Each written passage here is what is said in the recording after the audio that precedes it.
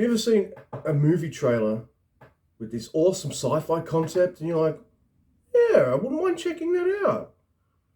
Then have you seen a movie with this sci-fi concept and you're like, oh, I'll probably never watch that.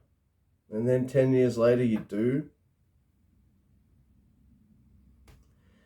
Yeah, in time. I did prep work for this, as I always do with a lot of movies. I don't do a lot of prep work. What it generally comes down to is, there's the movie poster. Who directed this and who wrote it? Well, I got excited. It was Andrew Niccol, the writer and director of Gattaca, one of my favorite movies that I had to watch during high school. I really enjoyed it. That had a great cast, great concept, well executed. So this time around, I was expecting poor concept, but well executed, maybe? Yeah. So this movie stars Justin Timberlake, Amanda Seyfried, and Cillian Murphy. And it's about time being a currency. You buy everything with time. You work to earn time. You everything is time. And man, can you see this bored kind of look on my face? This is me doing a review in the morning, which I don't usually do, but I wanted to capture boredom, and I can't act. Much like Justin Timberlake and Amanda Seyfried in this movie, I can't act. So here I am, all tired. Yeah, I said it. I had to actually check to see if this was Justin Timberlake's first starring role, because I'm like, he's not usually this boring, is he? He's the leading man. He's the hero. He's the one trying to start a revolution. And he's boring as fuck.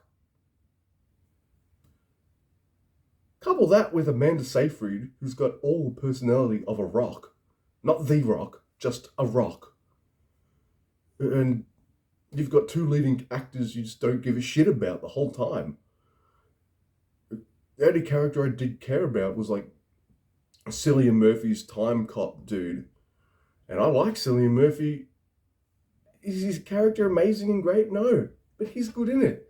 He actually takes this shitty script and being like, I can work with this. Fine. Let's do it. And he does. But yeah. Justin Timberlake's mum dies.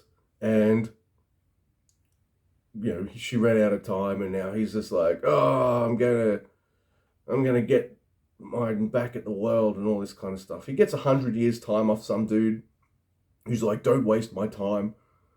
There's a mission where you can get free time, but sometimes they're out of time, so I'll just have a sign say, out of time.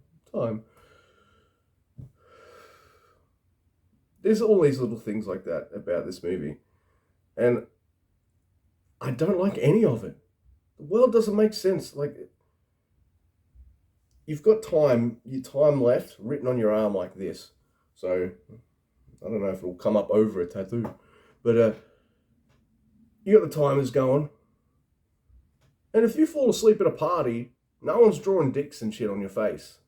They're going to steal your time. That's how easy it is. There's no password protection. Nothing like that. You pass out, you're going to wake up with like 10 seconds left and you're fucked. Things like that. It's a universe that's not very well thought out, because it's one of those kinds of universes that if you do think about it, it doesn't really make sense. So all humans are genetically engineered to age till about 28, and then their time starts ticking down. I'm like, okay. And they've got to work or do whatever they can to get more time. So you've got like 100-year-olds that look 28, all that kind of stuff, which can be interesting, but it is done a lot better, altered carbon. But not everyone looks 28. You've got the dude from The Big Bang Theory and Roseanne. You know the guy from both those shows. Johnny Galecki, I think his name is. I don't even look that up. Wow. Yeah, he's in this. I'm like, there's no way you've ever looked like you were 28 years old. And I'm like, and then there's this little girl who needs time. And I'm like, why do you need time?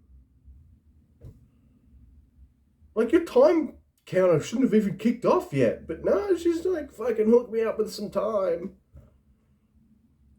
Yeah, so of course it turns into a poor person, rich person kind of thing. The rich people have time, the poor people don't have time, and prices keep going up to price the poor people out of time because otherwise there'll be too many people in the world.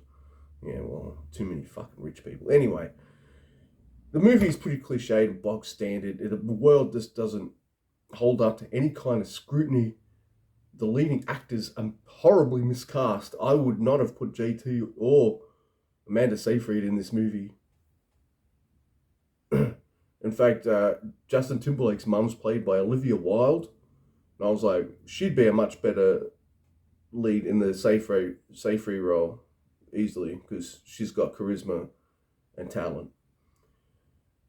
Sorry, I don't like that actor. And Justin Timberlake, I don't really give a shit about his music. That's not my thing. But I kind of like him, and I would like what I've seen of him in movies. But generally, what movies I've seen him in are comedies. So this is the first like non-comedy I think I've seen him in, and he's shit. Yeah. So the guy who made Gattaca, I got so excited, but I didn't like it. It's got a cliched story that you always know where it's going, very few twists and turns and shit. And it's kind of like, well, really lame and boring. I just told my wife likes time travel stuff, and I told her the concept of this movie, just the concept, like people using time for currency, and she's like, "Nah, that's really dumb. No, I'm out." Yeah, well, I didn't watch this 10 years ago for a reason, I guess. Three. Oh,